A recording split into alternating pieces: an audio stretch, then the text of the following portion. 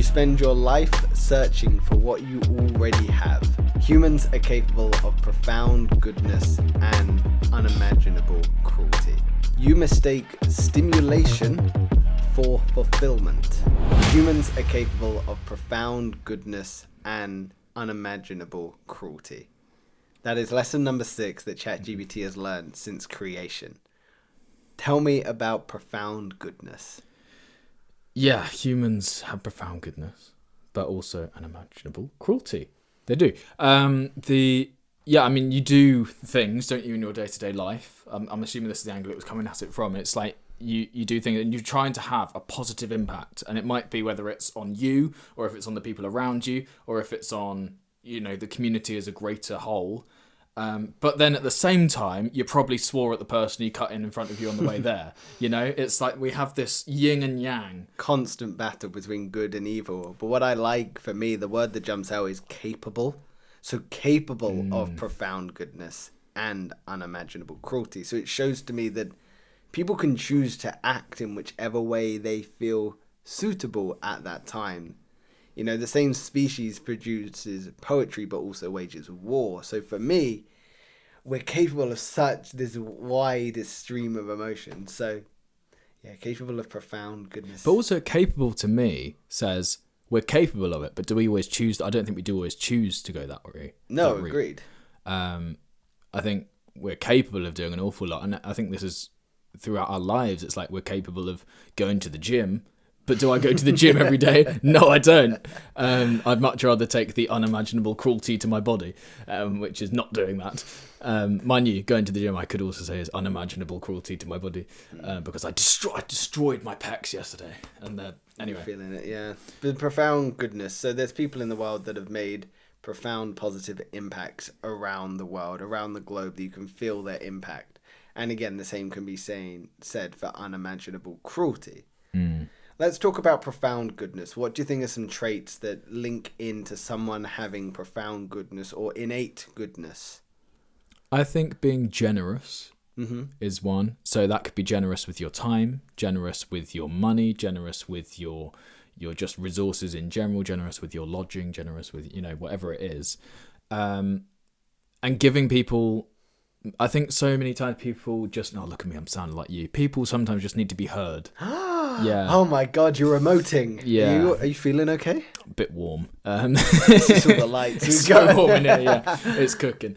But yeah, people just need sometimes for somebody who is like where they want to be, just to talk to them and give them that insight. It's like there's so many different people, like a lot of my dad's friends who have done very well in there. Well, I suppose my dad as well has done very well. But you just need to speak to them and basically be given the time, because so much of it, I think, is also tied into your self-worth. So if you can be that person that can one day give somebody else advice that's actually meaningful, or just hear them out, hear what their plans are and motivate them. It's like I was doing it with my brother. Yeah. He really wants to become a 3D graphic animator designer at the moment he's targeting jewelry companies.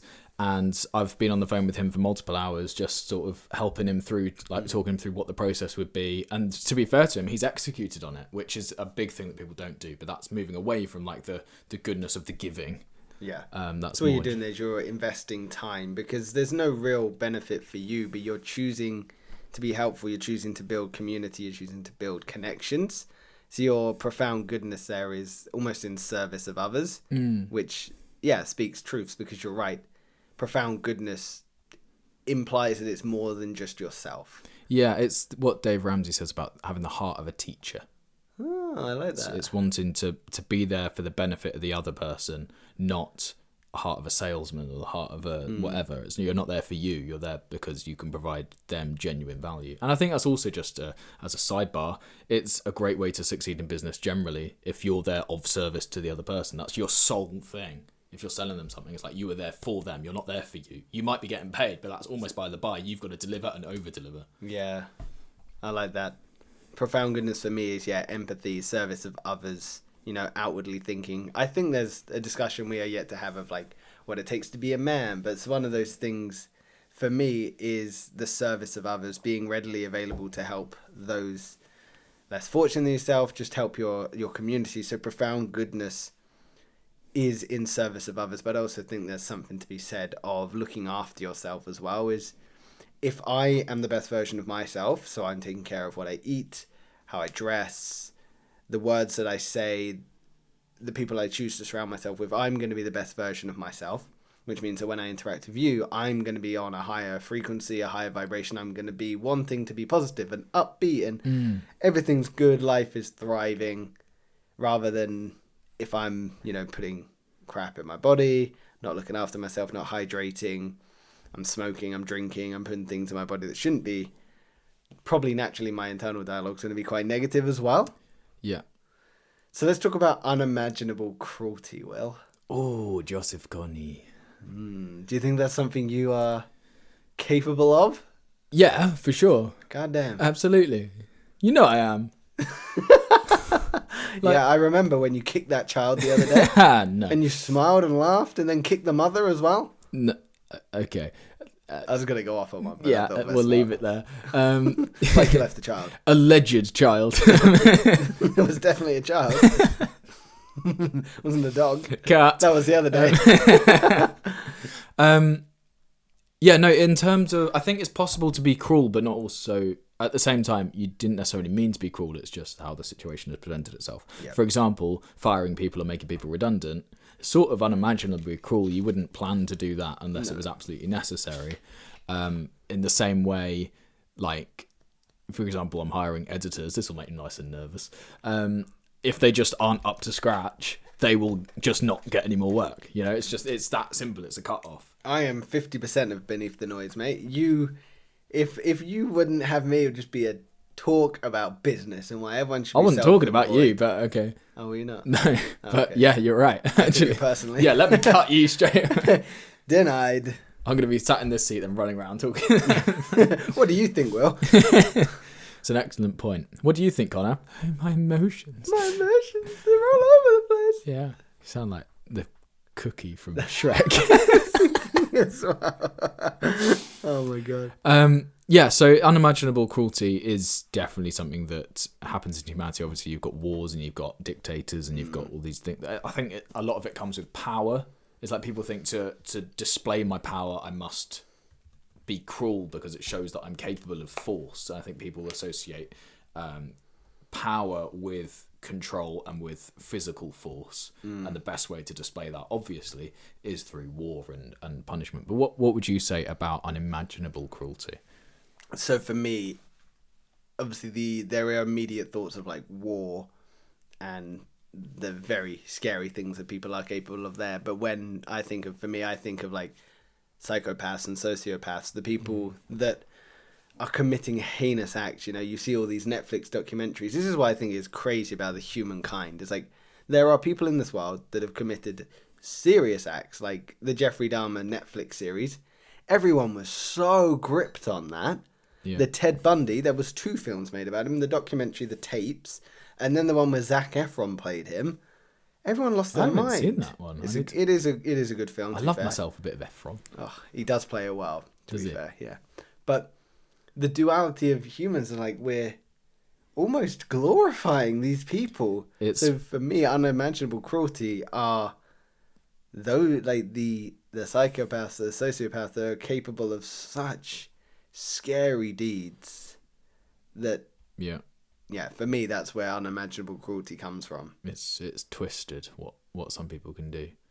I think the thing about making Netflix, I think part of it is obviously humans are invested in it because it's such an extreme from what the normal mode of thinking is that there's instantly a curiosity there. It's like, okay, well, what happened here? What was the reason? Like people, I think so much of it as well as humans just want to understand. We have a thing, we want to know why all the time. We do. We want to understand the reasoning behind something. We don't just like, I think it's more of a modern thing as well. It's like, we don't like to take things just as they were. We want to understand, okay, but why is that like that? Would you remember from our point of our previous episode, humans seek meaning even in chaos, and we spoke about humans always seeking why. It's exactly what you're saying there. People choose to want to understand and try and dissect and understand, but I think it goes beyond that. I think it's just a morbid curiosity, because I think, and please disagree with me, I believe that everyone has the ability to be and act in that way. Yeah, I mean, look at World War Two. Have you heard of the Stanford Prison Project? Yes. Oh my God. For those of you that don't know, Stanford Prison Project, they just split. They put a pool out for people that were staying at Stanford over the summer if they wanted to participate in an experiment. And get paid at the end of it. And get paid at the end of it, yes. And the premise was that they heard in Vietnam there were prisoners of war that got taken by the Vietnamese, and the Vietnamese just tortured these people, did horrible things for them, underfed them, they lived in feces, they were fighting, they were sexually abusing them. And the guy was like, this would not happen. This is not human life. So they split this group of students into prisoners and into guards. And the exact same thing happened. It just went off the rails. So I think... Wasn't it also the... they were told that they were going to be in prison, but then they all started... Oh, no, maybe that's Stockholm. Yeah, Stockholm Syndrome. That's a different one. Oh, that's where I thought you were going with that. It's like when you get trapped inside, you're like, oh, I'm never getting out. They're not... It's all a ruse. It's all a thing. Like they did think that. The prisoners started getting scared they weren't ever going to let out because they were like, this has gone so far off the rails. We're just trying to survive. But... I think people watch with a morbid curiosity because they know they'll never do it, but they want to understand what it would be like. On that point of they know they'll never do it, there was another experiment done. I remember this from like year 9 RE, right? Okay. We studied this. There was a lot of people that were saying, oh, well, the normal population versus the Nazis, right? So many ordinary people were obviously rounded up to join the Nazis and be in the concentration camps and electrocute people and whatever, right?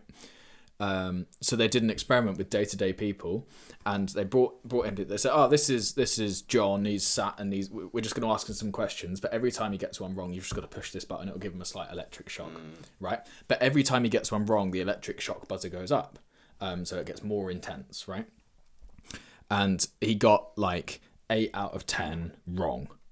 And what that meant was, by the time that it got to like 5 out of 10, the electric shocks were past the fatal point. But they kept delivering them because they were just told, oh no, push the button now. Like guy in white coat and clipboard say, oh, no, you got to push the button. And they could hear the guy, he was screaming in pain. It was like, it was awful. And then for the last, and also he had to respond within 30 seconds. For the last 3 questions, he didn't respond. And they still pushed the button every time. It's like, but they were just told, the guy with the clipboard said, no, this is the experiment, you just got to push the button, it's fine, he's fine. Humans are so unbelievably malleable when put in a position of someone with authority. It's crazy. It's like World War II, just ordinary people signed up for the war, didn't realise what they were getting themselves into, and suddenly found themselves they would either have to kill the German or not. Or if you were German, kill the Englishman or not. It's like, but nobody would have been there out of choice, really. It was just the way it was promoted to them, the propaganda and all of that stuff. Yeah. But you are capable. It's scary what people are capable of. It really is. People are so unbelievably malleable that it's actually quite scary because it takes away autonomy and free thinking. Like there was even, you know, Darren Brown. Darren Brown's great. He actually did a small experiment with people where he had 3 people sitting in a room, a row of chairs. They're all filling out a form, a pointless form. The 3 people that were in there first were told to stand up when they heard a beep and sit down when they heard the same beep.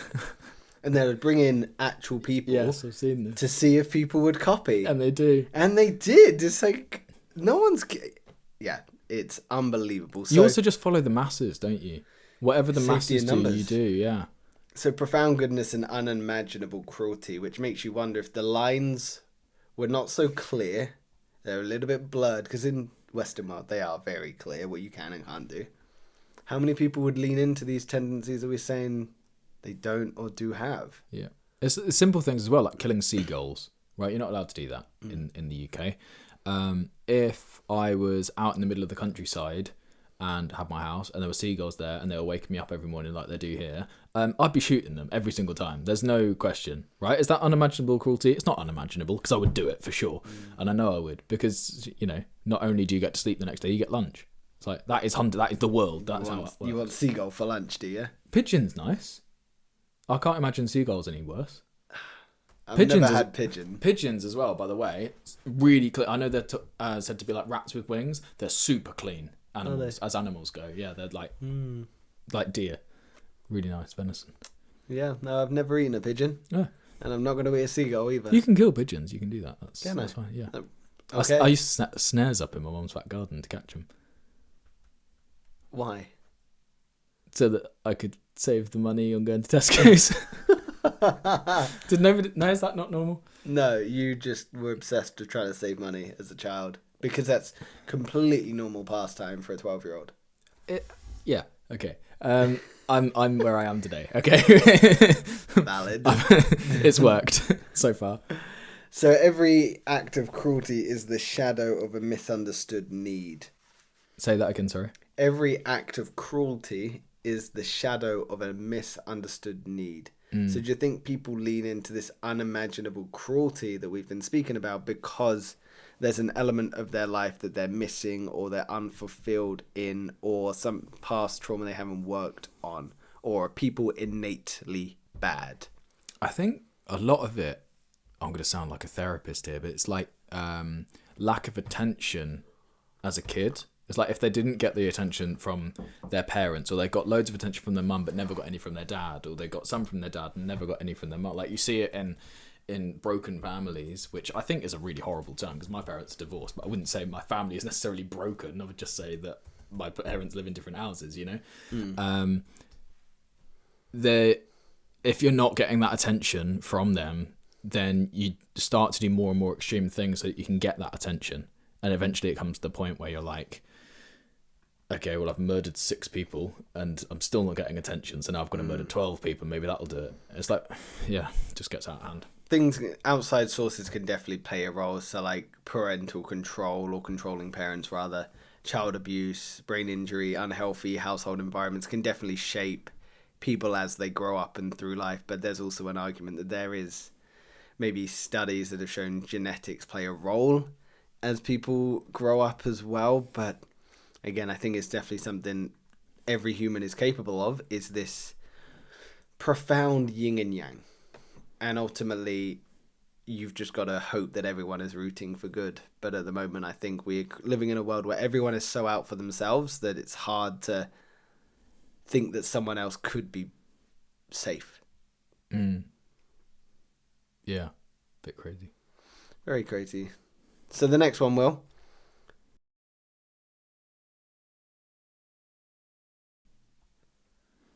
You spend most of your life searching for what you already have. Peace, love, belonging. You chase them outwardly, yet they've always lived within. So they're always out.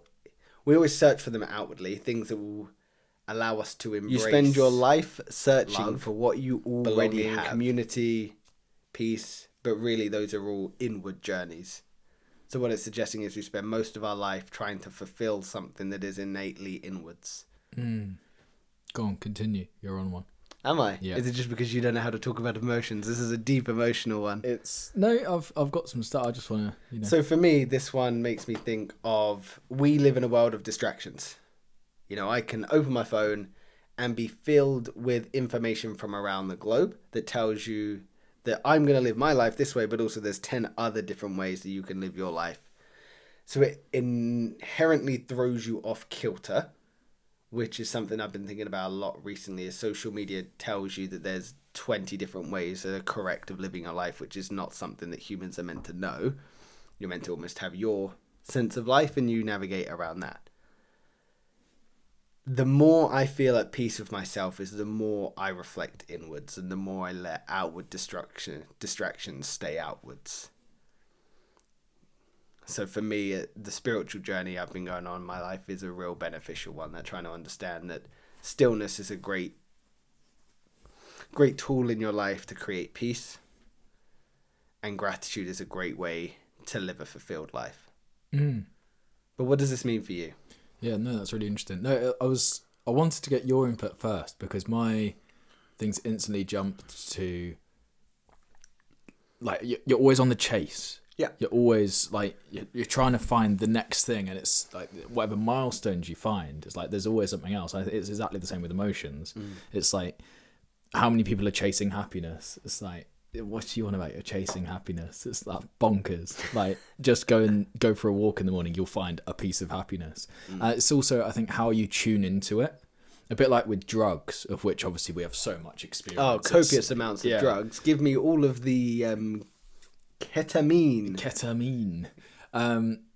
It takes a while, and it's the same with prescription drugs. Obviously, it takes a while for your body to tune into that, like, so that it actually works, which is why you've got to follow like a course of certain things.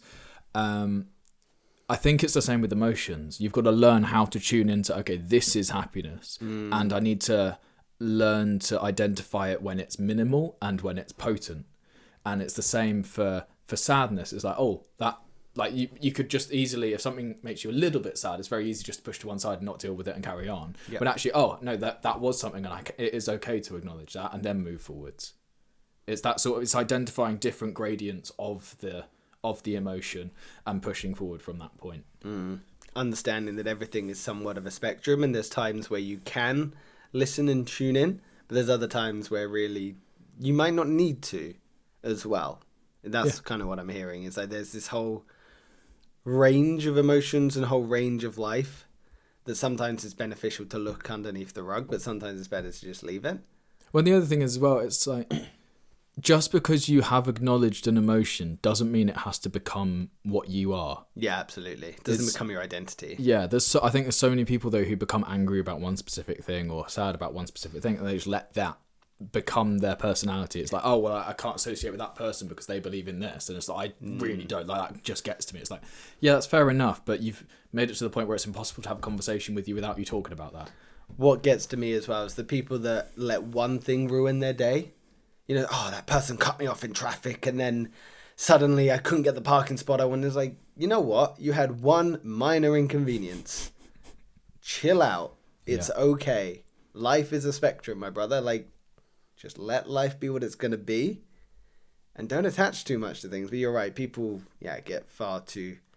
They identify with trauma or identify with issues that are going to keep them stuck, because we're all addicted to our own limitations. And if you can identify with something that's going to hold you back and actually an excuse to help you from move forwards, then why would I not do that? Because that's easy. Yeah. Alex Hormozy's got a thing to help with that. What is it? You live your life only remembering moments. You don't remember full days. Mm-hmm. So if you look back over the last 5 years, you're not going to remember every day of the last 5 years. You're going to remember some moments. And it's just trying to remember more of those moments that were positive than negative. So you say to yourself, oh no, I had a good 5 years. That's okay. What does it take to have a good week? If you have one really good moment in a week, think about that moment. Yeah. Because that's what you'll remember when you look back. It's so interesting you say that, because I've been thinking about that a lot as we come up to this later part of the year. Because I'm thinking, wow, I'm in the same career and the same place geographically as I was this time last year. And I feel like sometimes I get down on myself and I go, wow, like that kind of really sucks. I'm 30 and not much has changed within this last year. But then I look back and go, well, you know what? I went on a snowboard holiday to see if I wanted to get back into going into seasons, and I decided I love it, but it's not quite for me right now. I got paid to go to Sri Lanka for 5 weeks with my company and hugely progressed my career. I had my hair transplant done. I got new tattoos. I've been to so many different places I'd never been before. And I've started this podcast as the cherry on top. So when I look back, it's like, wow, actually this year's been one hell of an investment. It's acknowledging different years, I think, are for different things. I think it's another Alex Hormozy thing, surprise for me, is you go through seasons of your life. It's like, maybe this season that you're in now isn't, quote unquote, as exciting as maybe your early 20s when you were flying around all over the place and going to whatever country took your fancy at that moment. Which is, that is what you did. Yeah. It was great.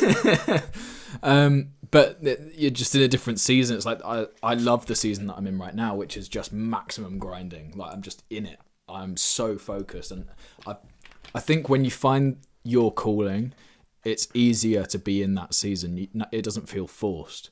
Whereas I think it's also possible that people go through lives and they're in, I went through a season from when I was maybe 17 to 22, 23, where I was like, I know I'm working hard, but I'm not working at the right thing. So those years feel very unstable. And I'm on paper, yes, I've got the salary job, things are going well. And it's like, that's, I've got more qualified. But it doesn't feel like a full foundation that you've built. I feel like what you're describing there is where I am right now, which is really ironic. You know, it's like I've got on paper what people would say is like I'm thriving. You know, I've got a good career path in front of me, but I'm like, oh, I'm not sure. And I feel like I'm a few years behind because this will take off in a few years, and then suddenly my life will be drastically different. You know, it just will be. But what this makes me think of when it comes to, because I know we've kind of gone around the houses, but I think the point that I'm dancing around, and maybe you are too, is although we're suggesting you spend most of your life searching for what you already have, which is the prompt, life is being lived now. And what you have in this moment is exactly what you should have, or exactly what you want or are striving towards. You know, you can never have more or less than you have in this moment right now, and it's understanding there is always going to be more that you probably could achieve or want and actively work towards, but it's being grateful for what you already have. Yeah. You know, if gratitude is a daily practice in your life, write down 3 gratitudes that you have every night. So I have a gratitude journal at home. I haven't been very consistent of late, but you write 3 things that day that you're grateful for, and that's going to change your whole life. Yeah, Matthew McConaughey's got a thing. Somebody asked him, I think it was an award acceptance speech, and it was saying, somebody asked me who my biggest heroes were growing up, and it was a difficult one to answer because my biggest hero is me in 10 years. Love it. And he said that when he was 15, and then he got to 25 and he was asked the same question. It was like, well, you said 10 years ago that this was going to be your hero. It's like, oh, no, but my hero is my hero in 10 years. It's like, you're never going to get to that thing. So just, you're already the hero of past you. So revel in that. It's like at one point in life, you would have just thought anyone who's an adult would have been your hero. And you're now an adult. You would have thought anyone that can go to the gym and look like a Greek god is your hero. I appreciate that. I don't. And therefore, you are past you's hero. It's like getting a PB on High Rocks. It's like, yeah, there you go. You're past you's hero. It's so like, true. It's how so it true. goes. So yeah, maybe this one that we're dancing around is gratitude. It's so important. Rewriting of gratitude. So the last prompt it's given us here is humans forget their wholeness, then spend a lifetime trying to reclaim it. So again, it just makes me think of gratitude, being grateful for what you have right here, right now. And also wholeness, the word wholeness as well. It's like, you are a whole. Everyone thinks that they're only, I'm only 80% there because I just need to be happier, or I need to achieve this, or I need to deal with something else. Like, no, you are all there. Nothing physically is going to change about you. You are you. And that's fine as well. It's the acceptance part of it. It's like, that's fine. You've got to where you are. You're doing really well. I think so many people just need to be told that they're doing well. Yeah. Yeah, I think that would make the world a better place if people were just told you're doing well, you're doing the best of what you have. Yeah, I wonder, that'd be a really interesting social experiment. You walk down the street, the high street, if you can get anyone talking to you, like, you know what, I'm really proud of what you've achieved and you're exactly where you're meant to be. How many people would, like, if they let that come through, how profound that would be for them. Yeah, that's it. Are you ready for the next one? Let's do it. I like this one. I think we're going to have a lot to say. You mistake stimulation for fulfillment. Ooh. Yeah, right? You mistake stimulation for fulfillment. I've definitely been caught in that. Stimulation. I Stimulation. don't know why I said it like that. Yeah, no, it's like a rapper, but without the rap I and the purr. I have the rap. Rap it before you tap it. It's the only rap type of thing I can come up with. Do you rap it before you tap it? Never. Legend. Maybe we cut that out. Yeah, you mistake stimulation for fulfillment. So modern life confuses intensity for meaning. So I think they're actually 2 different points that it's given us. So stimulation for me makes me think of the world we live in, and the stimulation that we have, namely social media, external stimulus constantly bombarding us. But then also modern life confuses intensity for meaning. That makes me think of discipline over intensity. So I think they're almost 2 different points, but I think they're trying to dance around the same subject. So stimulation for fulfillment. What does that make you think of? Yeah, I mean, the amount of times I've sat at my desk and be like, no, I'm definitely working right now, but what have I actually done? You know, does anyone else have those days? You just sit and you're like, okay, I know I've been working here for like the last 8 hours, but what what have I done today? You know, it's come to the end of the day and it's like, okay, yes, I have 4 less emails in my inbox. Is that it? Have I done the job? How Have I worked Yeah. today? But that's what I think of. And I think it's also when you've got an outcome-based career as well, like you're in sales and I'm in, I don't know what I'm in, just a mess. Entertainment. Yeah. Adult entertainment. Like at the end of the Just day, entertainment. if I don't have more videos made and published by the end of the day that I did at the start of the day, it's very difficult for me to justify I've had a productive day, even though there's so many admin things that I could have been doing and I could have been, you know, working on future projects. But unless there's actually something to show for it at the end of the day, it's very difficult for me to get my head around the fact that I might have actually done something. I suppose in your workload or your work-life balance is stimulation for you is going to be very much in the case of chasing new and better in the sense of how can I make myself better at the YouTube game, because Will Taylor is obviously a 400,000 plus subscriber account, and it's like, well, there has to be an element of learning there, but obviously you do YouTube because you love it, so it's like, well, am I learning or am I stimulating dopamine responses, or am I actually doing the thing which is giving me fulfillment further down the line, or is this fulfilling me now? So I suppose there's probably so many question marks of your subject matter and how you've spent to invest your time, because, you know, work and play probably like cross over It is so the much. same thing. And this is the other problem with my brain is like so many people in the world watch YouTube for entertainment, right? Me included. But that level of entertainment I get from making videos and also learning from other videos. So when I'm watching YouTube, it's not just the standard level of dopamine I'm receiving. It's the double whammy of I'm both working and entertaining myself at the same time. Both. Yeah. So whoever said men can't multitask. It's true. Oh, come on. I've literally I do that. I learn how an intro is better when I'm watching a video, and I watch the video. I cannot multitask. Yeah, you can. If you multitask, you get 50% worse at doing both things. Is that true? Yeah. That's mental. So you should just focus on doing one thing and do it completely. See, I agree with that in business for sure. But when it comes to like the gym and you're doing dumbbell chest press, like maybe do both at the same time. Yeah, but that's one movement. It's not Is like it? you're going. I don't know. It's not separate like weights. you're curling here and pressing here. I'll tell you what, that might actually be quite. It's a really Yeah. gym. There you go. Experts. Get some like bands around your neck, and then you can do some neck. Oh yeah, you thrusts could as do the well. F1 like Yeah. that kind of thing, and you're not even working out your legs at this point. You could be cycling. I'll tell you what, if you did that, I would. Oh my god, that'd be. Well, it's an interesting setup you've got here. What are you doing? Oh well, Connor dared me to cycle and chest press and bicep curl. I'm and doing everything in one movement. this is a whole body day. It only takes me 5 minutes, but it's tough. Yeah, I'm dead at the end of it. I pass out on the drive home. Yes. Lol.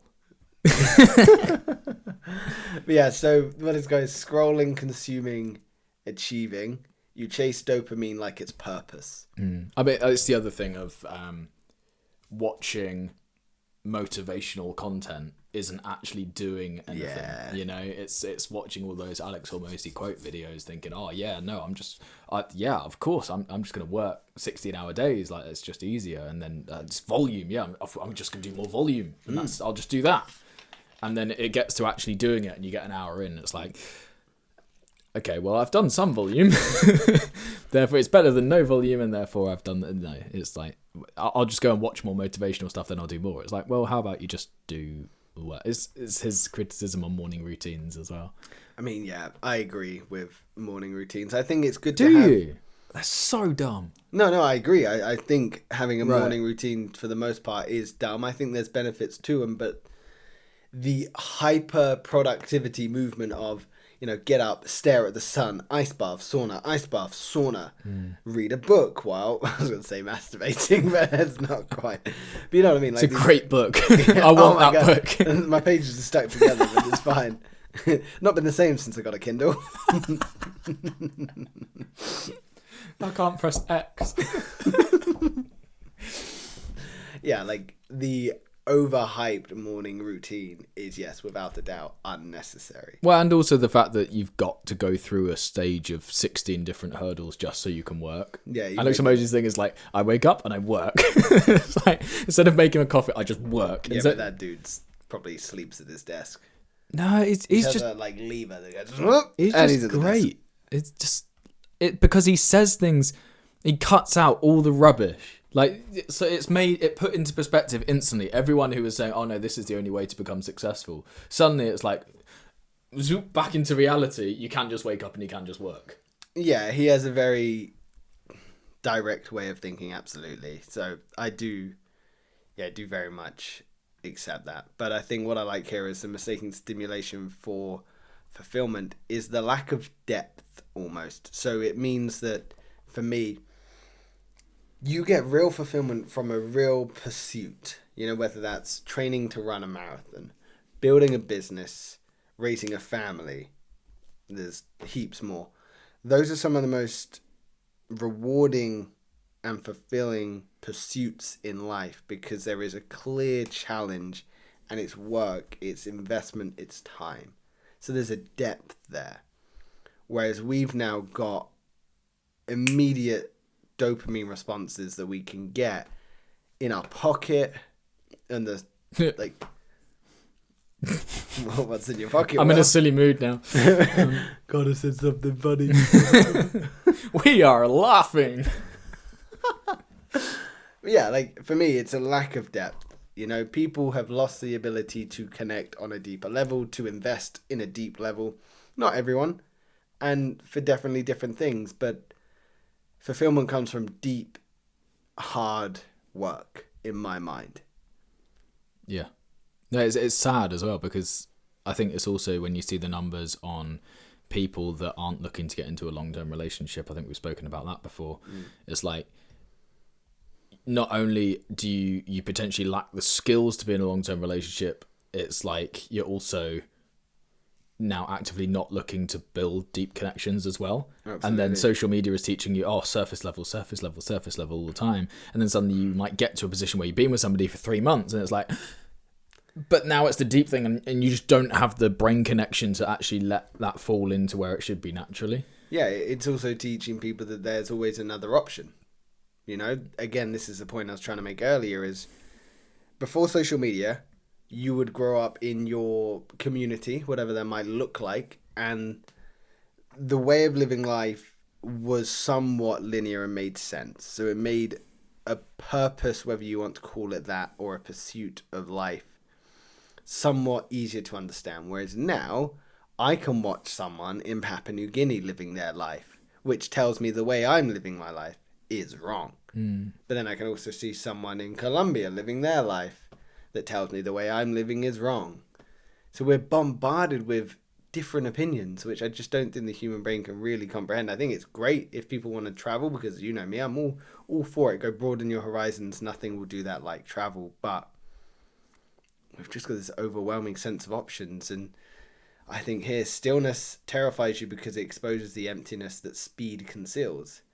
And that's definitely something I've been thinking about recently as I am extremely busy. Work, gymming, podcasting, seeing people. I am like 100% all the time, and I'm almost terrified of slowing down because I know there's a little bit of emptiness in my career, in my job.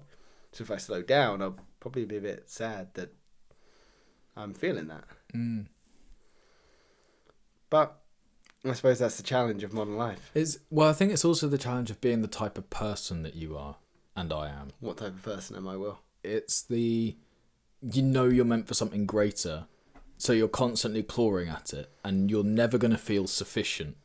It's like, there must be something I can do to do more. And it gets to a point where you're working as you said, you're flat out, you're 100%. Yeah. It's like, but you still don't feel like you've done enough, but you're 100%. It's like, oh yeah, but I've got to drive between the two, and that's like, if you think I'm driving from here to my office, and then I'm going to a friend straight after work, and then I'm going to the gym, and then I'm going to do podcasting, and then podcasting, going home, going to have dinner and go to sleep. It's like all those drives in between. It's like, well, that's not optimal. That's not. And then it's like, okay, but you're trying to optimize for things where you're never going to be able to optimize everything. Yeah. It's now like, okay, well then I'm not doing the highest leverage activities possible, and it's just a downward spiral of just perfectionism. It is, but it's also acknowledging the fact that, and this is something that I'm grappling with, is that's fine that you feel like that, but it's also good because it means you could almost work a normal day and know that you've got work for tomorrow. Because I think so much of it is everyone just feels like they've got to get everything done now. And it's like, actually, this is why I imagine people invented scheduling, is so that you could, I don't use schedules. Tell me about scheduling. Will. Yeah, as somebody who never uses a schedule, let me tell you something about scheduling. Careful, tread lightly, because I schedule everything. I know you do. No, I've this scheduled a laugh in 5 minutes. So please make sure you add in a say joke. something funny. Okay, I'll try not to do it too quickly. Yep. I'm just making sure that there's 5 minutes killed. Yeah.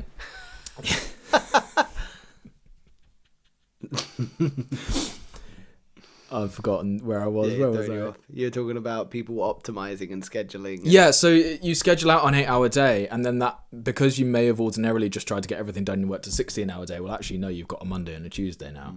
And then Tuesday, trust me, more stuff will come in, there'll be more to do. But everyone just feels like, everyone's trying to get to a finish line. It's like there's no such thing as a finish line. It's the whole thing is you just keep going. As realising that is like crazy, because the world is literally unlimited in terms of size and opportunity. And once you realise that, it's like, okay, whatever I spend my time on today, maybe I won't move mountains today, but the cumulative effect of working like this 8 hours a day for a month, I will be able to move a small mountain. And then after a year of doing that, it's okay, that's a mountain moved. Sisyphus and the pushing the rock up the hill. You gotta find the joy in the day-to-day tasks and the meaning in the day-to-day tasks. That's it. But I suppose it just means you gotta find your highest self, your truest purpose, and align yourself there. I think this is why I always struggled being employed, because I never understood the higher purpose. I never understood, like, okay, what am I working towards? That's kind of where I'm at the moment. Again, I told you I'm a few years behind, I think. Mate, I don't know. I think in some aspects of life, in other aspects of life, you're about 10 years ahead of me. Like what? Emotional intelligence. Well, yeah, emotionally intelligent. You're unbelievably stunted. Gym, like, at least 20 years ahead, maybe 35 years ahead of me on that. I'm not even 30. I know, it's incredible. And like just so many aspects. It's like, but that's life, because people choose to specialize in different things. Yeah, because people assume that life is linear. So like, if everything's growing at once, well, I've got to be here, so that means that person's here. When really, it's like I might have this here, but you have that there, and that's it. That's how it works. And that's why working collaboratively and as part of a team is so important, because you can drag different people up in different areas. They can pull up your weaknesses. It's like, yes, let's do it. I have no weaknesses. So no. See, that was the laugh I scheduled. What's really funny there is I was going to make fun of you for the way that you said weaknesses, and then I just couldn't get words out. So there you go. Yeah, exactly that. Okay. That's the noise I also make when anyway. When you're reading. Yes, when I'm reading on my Kindle. Yeah. Delightful. Another. Are you ready for number 9? Number 9. Number 9. You lie to yourself more than others. I'm so happy this is on there. Really? This is such a good one. Dive in. Go straight in. I'm going to strap in for this because you clearly have a lot to say. Yeah. If it comes somehow round to being self-employed, I will unbuckle and leave. It will. I will eject. One day I'm going to buy a Jaguar E-Type and fit an ejector seat. I've always wanted to. Why? But only if in a Jaguar E-Type. I don't know why. It's very strange. Anyway, you lie to yourself more than you lie to others.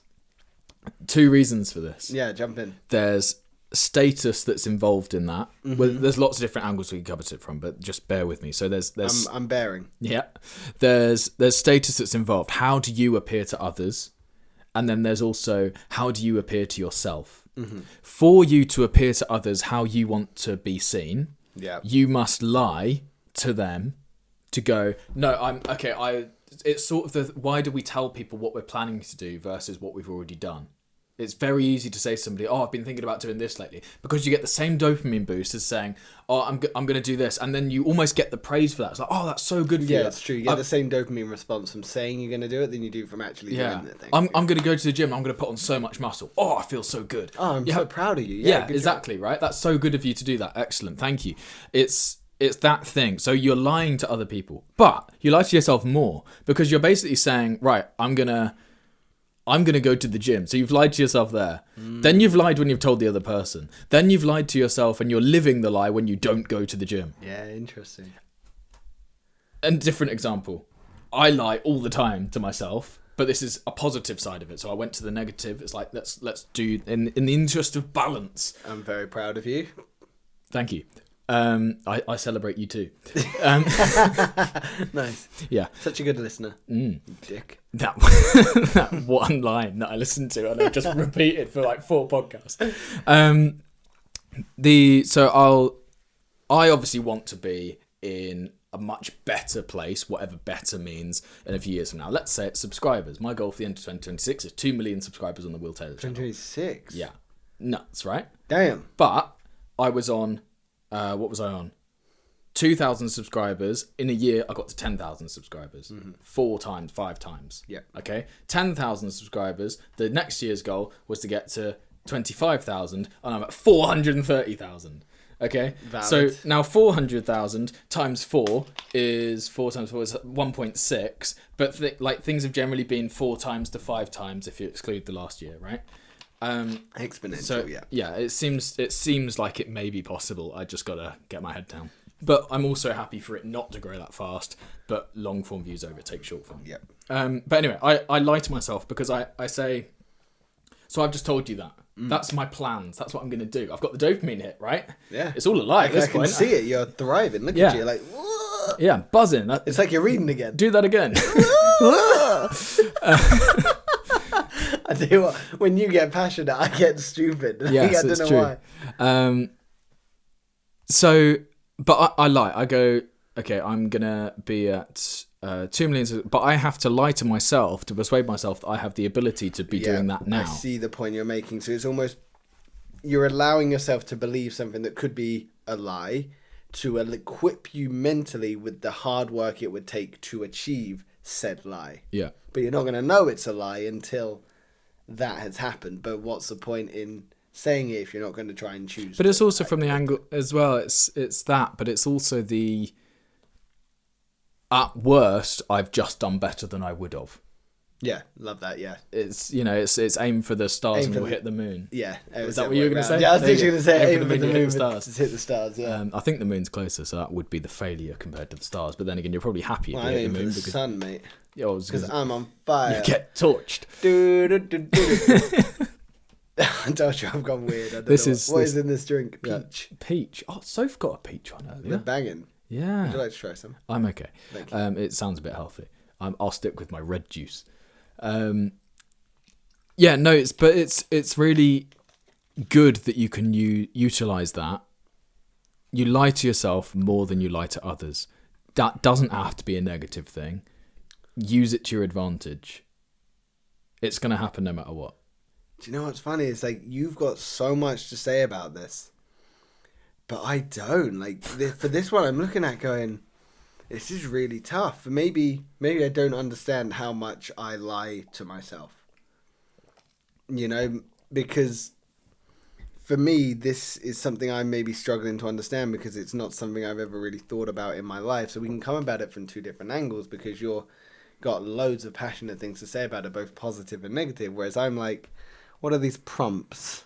Let me read these. So like self-deception is the psyche's favorite defense mechanism. So suppose it's a case of we're lying to ourselves to protect ourselves. Or are we lying to ourselves to keep ourselves stuck? You know, like, are we choosing to lie for the sake of ego or imprisoning ourselves? You know, is it a positive lie? Is it a negative lie? I'm trying to think of a way that I've lied to myself recently. Well, I suppose you couldn't. you may have already elevated above this point. This is what ChatGPT's learned about humans. But humans being quite a general thing. It's like there's many humans. It doesn't mean it's not a one size. What have you learnt about me? Yeah, it's not a one size fits all. So there is a very high chance that you have the authenticity and sense of self to where you're like, actually, I've decided at one point in my life that I'm just not going to lie to myself. But I don't feel like that's true. I can't imagine I've got to my... Okay, are you happy? Yes and no. It's a spectrum. Some days I am, some days I'm not. That sounds like a very honest and lying thing that you've said to yourself there. It's like, that is just looking at it for what it is. It's just reality. I am happy some days, and I'm not happy other days. You're not going to lie to yourself and just say, yes, I'm eternally happy, and oh yeah, I'm eternally depressed. That's not possible. Like, so you've looked at it with a very pragmatic view. It's like, yes, I'm happy some days, I'm not happy other days, but life ebbs and flows, and that's fine. It's like, you just, Interesting. I feel like this maybe played out in my last relationship. Okay. The reason I'm thinking that is because you lie to yourself more than others. Is I convinced myself for a long time I was happy. And when I look back now, I know that we both weren't. It's not that I was and she wasn't, or I wasn't and she was. I look back now and I'm like, you know what, we probably were both unhappy for a long time. So I suppose that's us lying to ourselves for a while of like, this relationship is going to get better. But not necessarily in the moment. It's not lying to yourself because you aren't aware. Yeah, maybe. So it's only the later perspective that's taught you, actually, if I see these signs again in a future relationship, I'm gonna acknowledge them now.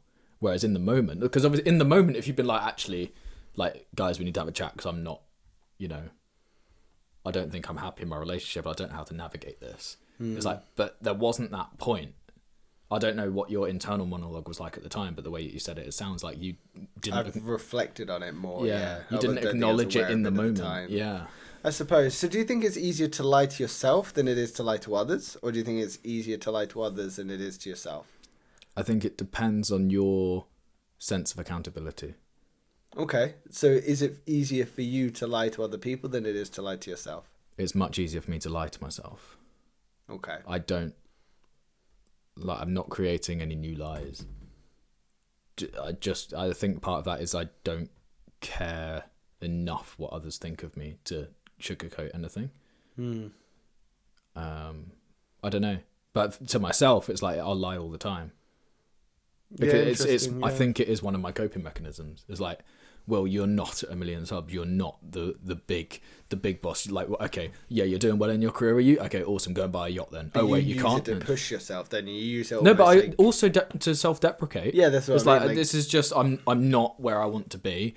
I'm also just not doing well. Like, things can be going better, but still overall not be doing well. Like, there's 700,000 people in the UK who are, that's the top 1%, right? 700,000 who earn more than 400,000 a year.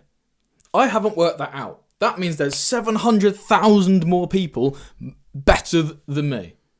And I'm the big guy, am I? I'm the guy that's walking around, oh yeah, no, I'm just killing it. It's like, well, obviously not, because there's at least 2.5 million people that are doing better than me just in the UK.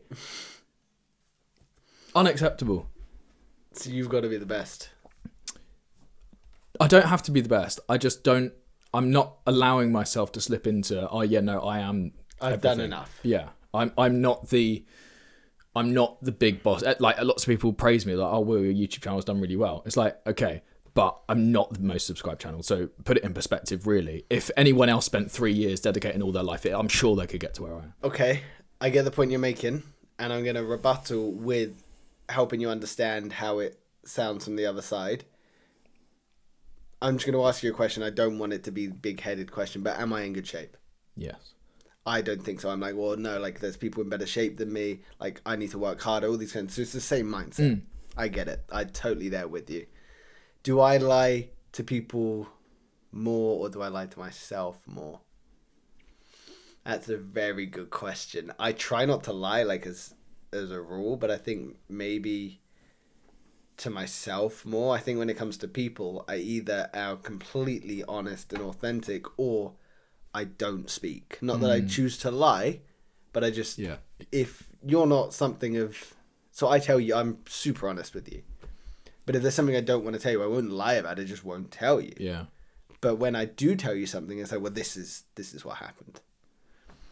But I think I probably lied to myself more, likely in the regards of, I think I've got all these big things I want to achieve, and I think at the moment I'm stuck in this. Am I going to do it? Am I not? Oh, I'll do it in this time. You know, I said I was going to do this big fuck it 30 trip when I turned 30. Did you? Yeah, not done it. So, and also I had on my like timeline to this new year to be like, okay, well, I'm either going to transfer to Oz or I'm going to go off traveling. I'm not doing either of those. You might do though. Might do. But the thing is, you're just making decisions with the information that you have at the time. I think so many times I've definitely done it where I've been like, okay, by this age, I'm going to do X. Or when I'm 25, I'm going to stop doing X, Y, and Z. You know, you set these things, but what that completely negates is the fact that you might have more life experience by the time you get to a certain point and different priorities. It's like my priorities when I was 16 are very different to my priorities now, but I was setting goals when I was 25 when I was 16. We're both very good at giving each other the sense of relief and breathing space that we need and the sort of space to be who we are. We're not very good at doing it to ourselves. Yeah, that's it. And what's really interesting is both of us have said, oh no, I find it harder to lie to other people than I do myself. It's like, yeah, we lie to ourselves more than we lie to other people. Yeah. And that has circled off that section like a god. Self-5. Self-5. But I will go travelling this time next year. Well, I said, yeah, like January next year. I told you, it's going to happen. Yeah. 3 months in Asia, you coming? I'll see what I'm doing. Well, if I say yes and I have a baby, it's a bit selfish. Fuck that John off. No one cares. Oh, Soph won't let me call it John. I'm trying. What about JJ? Actually, don't call it JJ because I quite like their name. Don't call it JJ. I wasn't going to, don't worry. I think it's... Let's face it, if like our children's names, if I ever have children, if you ever have children, are not ever going to be remotely similar because yours will be something like business-like and mine will be some fucking hippie like Earth name. Yeah. This is Earth, Wind and Fire. And we are... This is John, Alan and Scott. This is Dave, David. Dave, David and David. Davide. Yeah. You ready for the last one? I am. I've enjoyed this. It's going well. Too. Yeah, we've smashed it. Yeah. If only people had listened. I don't know. We have one episode where people listened. Yeah, true. Crazy. So if you are still here, hit the subscribe button. Thanks. Yeah, if you got all this way through and you're still undecided about subscribing, piss or get off the pot. Ooh. Ooh. You ever heard that before? Maybe, but yeah. It's one of my favourite expressions. Piss or get off the pot. Mine is get twatted. Oh. I never say it because I forget it's a word. But when I hear it, it's like it always cracks me off. It's like, yes, that Get is twatted. That is good. It's because you're not around people that get twatted very often. No, all around people.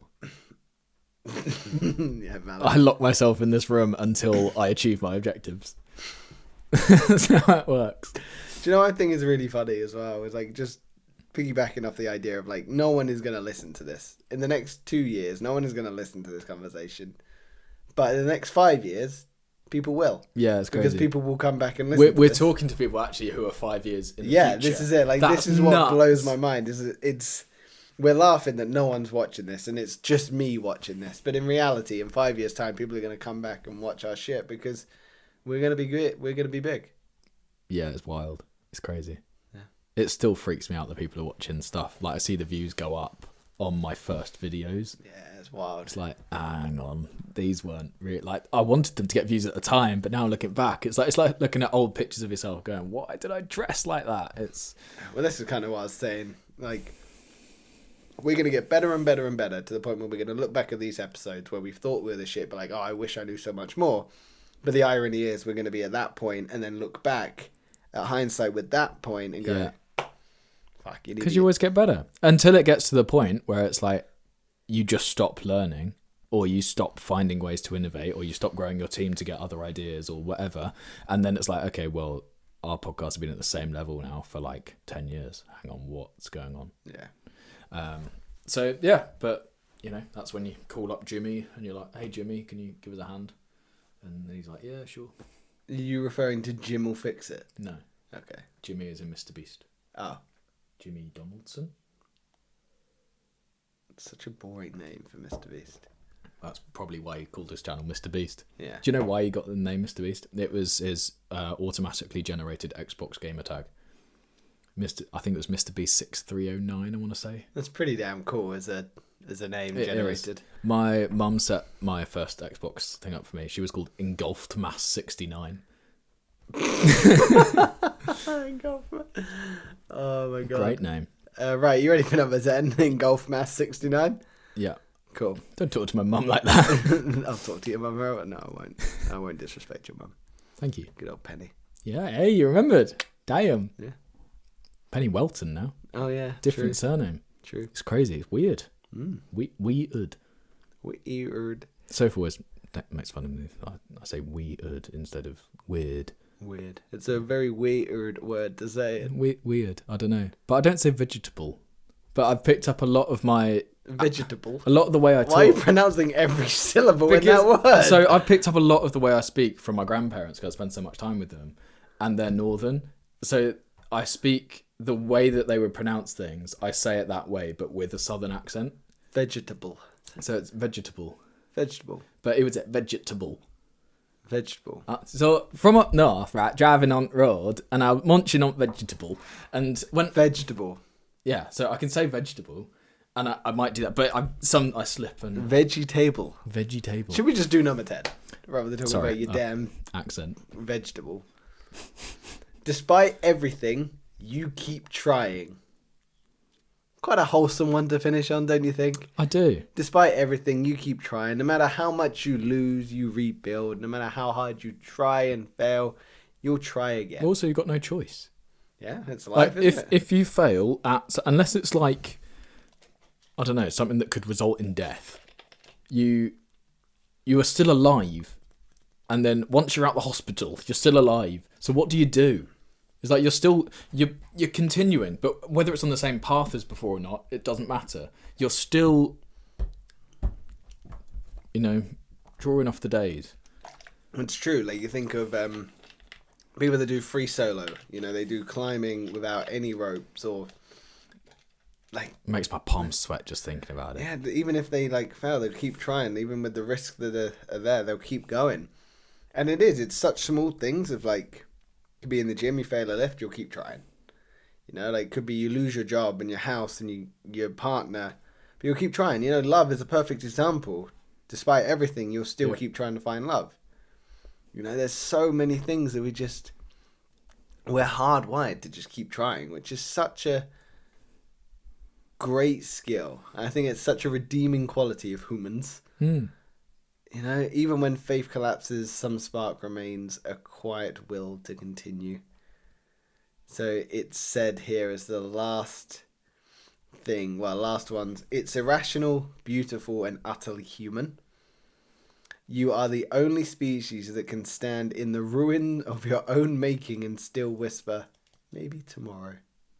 Yeah. So despite everything, you keep trying. I think the people with the greatest resilience to problems in life are gamblers.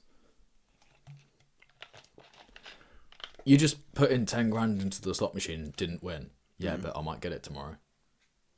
Go back tomorrow. You just put the mortgage on that. Yeah, but I might get it tomorrow. So just keep going. Keep going, keep going. I would say that's an addiction. I wouldn't say that's a good, positive human trait. It's resilience, though. And is it resilience it's or going is it just no matter what? Naivety? Well, they are right. You can't tell them they're wrong. I will. It's if you just unlimited put money into a slot machine, you would win. Eventually, yeah, but you'll probably lose more than you win. Right, but they're going for that jackpot. So it's resilience. Okay. So do you think humans are naturally resilient? Hardwired to be resilient? I do, and I think life beats them down these days. I feel like we're surrounded now by people who are so soft as souls that they just don't raise people properly. It's it's okay to face some hardship in life. The whole thing of everyone gets a trophy, it just winds me up. It's oh yeah, I agree with that big time. You lost, and that kid needs to be told that when you lose, it's okay to lose. Yeah, But the point agreed, is yeah. that you still go back. There You shouldn't don't be have to get a participation trophy medals, to give no. you a thing. Like, your trophy is the fact that you lost and you're still alive.